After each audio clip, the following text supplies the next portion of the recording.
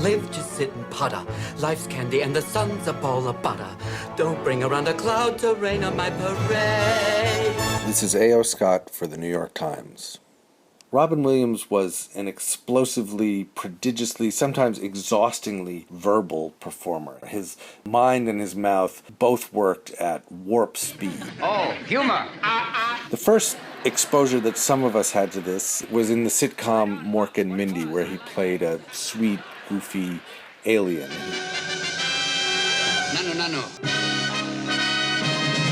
Shazbot. That inventive, improvisatory style he brought with him into a lot of his film roles, into the more comic stretches of Mrs. Doubtfire, certainly the genie that he voiced in Aladdin, and the mysterious madman who he plays in Terry Gilliam's The Fisher King, which is one of my favorite of his performances. It's sentimental, it's mysterious, but there's something really wonderful and humane and compassionate about it. Gentlemen,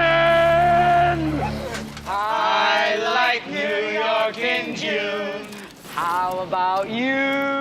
He was an actor of great range and sensitivity, and was sometimes really most fascinating to watch in his more subdued and more serious roles, like, say, in Good Will Hunting. It's not your fault.